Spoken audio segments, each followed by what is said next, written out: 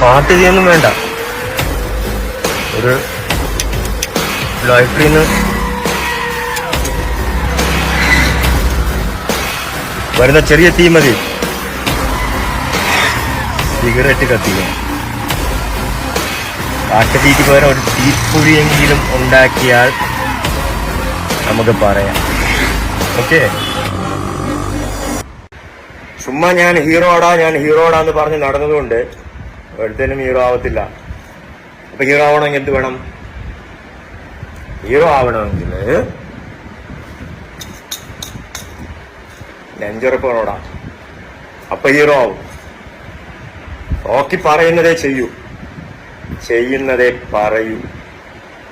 Okay, പിന്നെ ഒരു കാര്യം കൂടെ ഞാൻ പറയാം.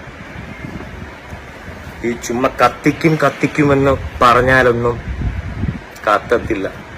കത്തണമെങ്കിൽ എന്ത് വേണം? ഫയർ വേണം. ഫയർ എവിടെയുണ്ട്? ഇപ്പൊ വെളിയിലാ. അവന്റെ പേരാ റോക്കി. നെരുപ്പിടാ.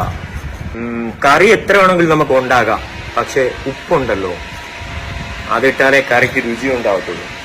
ആ ഉപ്പ് അവിടെ ഇല്ല, അതാ പ്രശ്നം.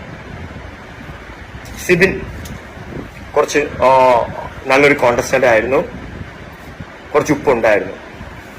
ഇപ്പൊ അതും പോയി, ആ ഉപ്പും പോയി. പിന്നെ കൊട്ടാരം മൊത്തം കത്തിക്കും എന്ന് പറഞ്ഞിട്ട് നടക്കുന്ന ചിലരുണ്ട്. ഒന്നും കത്താൻ പോകുന്നില്ല. കത്തണമെങ്കിൽ എന്ത് വേണം? ഫയർ വേണം. ഫയർ എവിടെയാ? പുറത്താ. അവന്റെ പേരാ റോക്കി.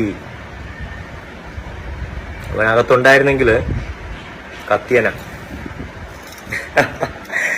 അപ്പം ഇവിടെ ഒന്നും കത്താൻ പോകുന്നില്ല, ഒരുത്തനും ഇവിടെ കത്തിക്കാനും പോകുന്നില്ല. മനസ്സിലായോ? അതിന് തലയ്ക്കകത്ത് ശകലം ബുദ്ധിയും നെഞ്ചിനകത്ത് കുറച്ച് ധൈര്യവും വേണം, അപ്പോഴേ കത്തു.